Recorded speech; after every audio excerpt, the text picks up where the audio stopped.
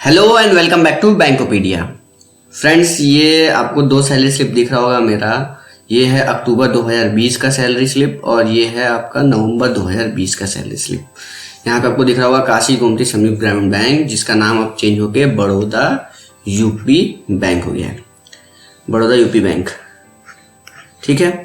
इसका नाम बदल चुका है अमलगमेशन के बाद, इसका नाम हो चुका है बड़ौदा यूपी बैंक। और यहाँ आपको मेरा नाम दिख रहा होगा Ashutosh Gupta, job code assistant manager, जो कि आपका ऑफिसर स्केल 1 होता है।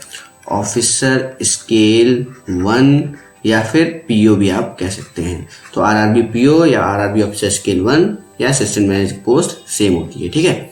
तो ये अभी यहाँ पे हमारा डेट ऑफ ज्वाइनिंग दिया हुआ है 2/6/2020, ठीक। तो इसी साल ज्वाइन हुआ था फरवरी में।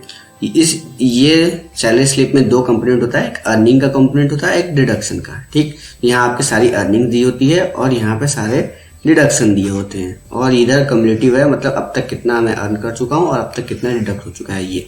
तो इसको आपको नहीं देखना है, आपको इस साइड का सेक्शन आपको देखना है, ठीक है। तो देखिए, आप पहले अक्टूबर का मैं बात कर लेता हूँ, उसके बाद हम नवंबर पे आएंगे। अक्टूबर में क्या है, इधर जो अर्निंग्स हुई है, अर्निंग में मेन होता है बेसिक सैलरी आपकी कितनी है। बेसिक सैलरी है 23,700 बेसिक सैलरी है। बाकी सारे कंपोनेंट इस बेसिक सैलरी पे कैलकुलेट होते हैं, DA, HRA, closing allowance. Closing allowance क्या होता है? ये क्लोजिंग अलाउंस होता है आपको क्वार्टरली जब क्लोजिंग होता है तब ये मिलता है। कितना मिलता है? 250 मिलता है। 250 रुपये मिलते हैं केवल जब भी क्लोजिंग होता है क्वार्टरली क्लोजिंग पे, ठीक है। 250 मिलता है, तो इसलिए यहाँ पे 0 है क्योंकि ये क्वार्टरली क्लोजिंग तो है नहीं, ठीक। फिर ऐसे मिलता है स्पेशल अलाउंस, फिर डीओएन ऐसे मिलता है। तो ये सारे कंपोनेंट आपको मिलते हैं। टोटल अक्टूबर में टोटल अर्निंग मतलब मेरा ग्रॉस सैलरी था 46,986 रुपये, 46,986 रुपये 73 पैसे। ये मेरा ग्रॉस सैलरी था, ठीक है। अब डिडक्शन में आते हैं। डिडक्शन में देखिए, सबका डिडक्शन अलग अलग होता है।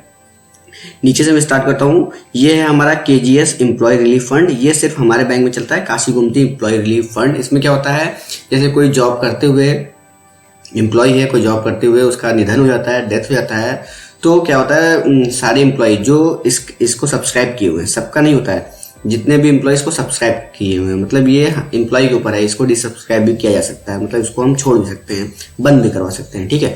जो सब्सक्राइब किए हुए हैं उनका आधे दिन का वेतन, हाफ डे का सैलरी कट होता है। और जिसकी डेथ हुई है, जिस एम्प्लॉय की डेथ हुई है, उस मंथ की सैलरी जब उसको क्रेडिट होगी तो उसके साथ वो अमाउंट भी क्रेडिट हो जाएगा उसी टाइम, ठीक है। जैसे नवंबर में हुई अगर, अक्टूबर में हुई अगर, तो अक्टूबर के लास्ट में जब सैलरी आएगी तो उसी के साथ जितने मेंबर होंगे, सपोज करिए 1000 मेंबर है तो आप कैलकुलेट कर सकते हैं कितना हो जाएगा। तो लगभग 15 से 20 लाख रुपए होता है।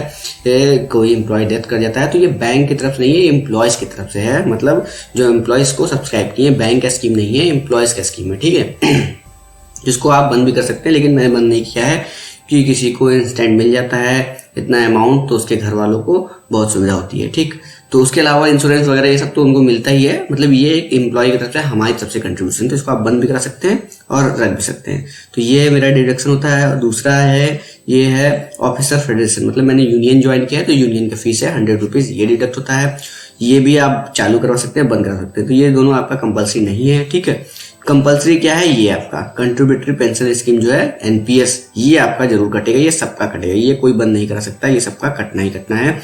4206 रुपये 75 पैसे है। ये अमाउंट क्या होता है, बेसिक और डीए को सम करेंगे, जो आएगा उसका 10%, उसका 10% हमारा ये एनपीएस में जाता है। 10% आपका कटेगा, इतना ही amount, equal amount bank contribute करेगा। टोटल 8,412 रुपये 13 रुपये जो भी बनेगा, ये आपके एनपीएस अकाउंट में हर महीने क्रेडिट होगा।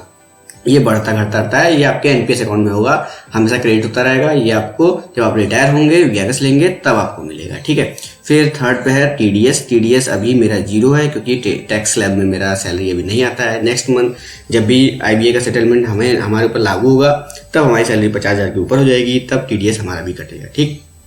ये सैलरी एडवांस एक स्कीम है बैंक की, हमारे सारे बैंक में होता है, हमारे बैंक में नहीं, सारे बैंक में है सैलरी एडवांस की स्कीम, कि आप एक मंथ की सैलरी एडवांस में ले सकते हैं, ठीक है। और उसको 11 इक्वल इंस्टॉलमेंट में आपको पे करना होता है।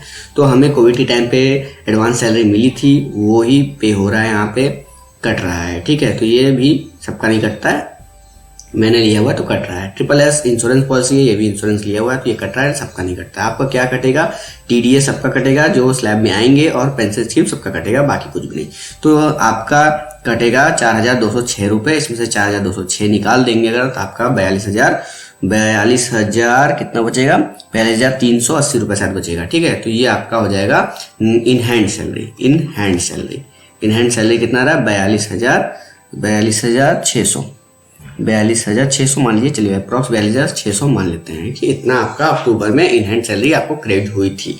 ठीक, और यहाँ पे है हमारा नवंबर का सैलरी। ठीक, नवंबर का सैलरी स्लिप, वही सारे कंपोनेंट है, और डिडक्शन में भी आपको सब वही सेम दिख रहा होगा। ठीक, केवल आपको यहाँ पर दिख रहा होगा एक डिडक्शन में इंक्रीमेंट क्या है, 4308 रुपये है, यहाँ 4206 रुपये था, यहाँ पे बढ़ गया क्योंकि यहाँ पे आपको डीए बढ़ा हुआ दिख रहा होगा। डीए यहाँ पे 18,367 रुपये था, यहाँ 19,386 रुपये है। डीए में इंक्रीमेंट हुआ है क्योंकि डीए का स्लैब बढ़ गया था 0.77 स्लैब से, 77 स्लैब से बढ़ा था, 77 स्लैब से डीए बढ़ा था, तो वो लागू होना था नवंबर से, तो यही बढ़ा है। तो आपका 1,000 सैलरी में डिफरेंस आ रहा है यहाँ पे, और डीए बढ़ गया है। बेसिक प्लस डीए ही क्या का 10% कट होता है यहाँ पे, तो बेसिक प्लस डीए का 10% बन रहा होगा 4308 रुपये, वही डिडक्ट हुआ है। ठीक, तो ओवरऑल सैलरी बनी है 48,084 रुपये ग्रॉस सैलरी। पिछले महीने था 46,986 रुपये, तो लगभग 1,000 का इंक्रीमेंट हुआ है, तो इन हैंड सैलरी भी 43,600 के करीब बन रहा होगा। ठीक है, तो 1,000 आपका डीए की वजह से बढ़ गया है। ये डीए बढ़ता ही है, कभी घटता नहीं है, बहुत रेयर केस में घटता है। महंगाई बढ़ता है तो महंगाई तो बढ़ती रहेगी, कभी घटेगा नहीं, ये बढ़ता ही जाता है हर साल क्या, हर महीने, हर क्वार्टरली यह होता है, क्वार्टरली बढ़ता रहता है। ठीक है, तो डीए की वजह से सैलरी 1,000 बढ़ी है नवंबर में। अब बात करते हैं आईबीए की। तो आईबीए का जो सेटलमेंट है वो नवंबर में लागू होना था कि नवंबर में सैलरी बढ़ के आएगी, ऐसा सब लोग मान के चल रहे थे कि नवंबर सैलरी बढ़ के आएगी। नेशनलाइज बैंक की बात कर रहा हूँ, ग्रामीण बैंक की बात नहीं कर रहा हूँ, नेशनलाइज बैंक में सब लोग सोच रहे थे कि नवंबर में बढ़ के आएगी। लेकिन जितने मेरे फ्रेंड्स हैं, मैं यूनियन बैंक में काम कर चुका हूँ, तो बहुत सारे दोस्त हैं जो नेशनलाइज बैंक में हैं, उनकी सैलरी बढ़ के नहीं आई है। उनकी सैलरी जो पिछले मंथ थी, अक्टूबर में थी, वही आई है। वही डीए में जो इंक्रीमेंट हुआ है, जैसे मेरा हुआ है वैसा ही उनका भी इंक्रीमेंट हुआ है। आईबीए का जो इंक्रीमेंट लगना था वो अभी नहीं लगा है। इसका मतलब है कि नवंबर की जगह दिसंबर की सैलरी उनकी बढ़ के आएगी, डेफिनेटली बढ़ के आएगी दिसंबर वाली। तो दिसंबर में उनकी सैलरी बढ़ के आएगी। अब आरआरबीज में कब बढ़ के आएगा, देखिए होता क्या है, प्रोसेस क्या है। जब नेशनलाइज बैंक में सैलरी का जो पूरा प्रावधान था वो लागू हो जाता है, बढ़ के आ जाता है, तब आरआरबीज के जो यूनियन होते हैं वो जाते हैं नाबार्ड के पास कि इक्वल सैलरी मिलनी चाहिए, जिसका डिमांड करते हैं नाबार्ड के पास। फिर नाबार्ड जो है, ये पूरा एक प्रोसेस है वहाँ पे, फिर वहाँ से आता है। तो कुल मिला के 2 महीने का टाइम आपका लग जाता है नेशनलाइज बैंक में सैलरी बढ़ने के बाद ग्रामीण बैंक में बढ़ने में। तो करीब 2 महीने बाद, मगर दिसंबर में उनका बढ़ता है तो हमारा फरवरी या मार्च का सैलरी बढ़ा हुआ आएगा। ठीक है, तो ये होता है। क्योंकि आईबीए लागू नहीं होता है आरआरबीज पे, इसलिए यूनियंस जो है, जो आरआरबीज की यूनियन है, वो जाती हैं, स्ट्राइक करती हैं, या फिर मतलब अपना डिमांड उठाती हैं कि हमें भी बराबर पे मिलना चाहिए, इक्वल पे होना चाहिए।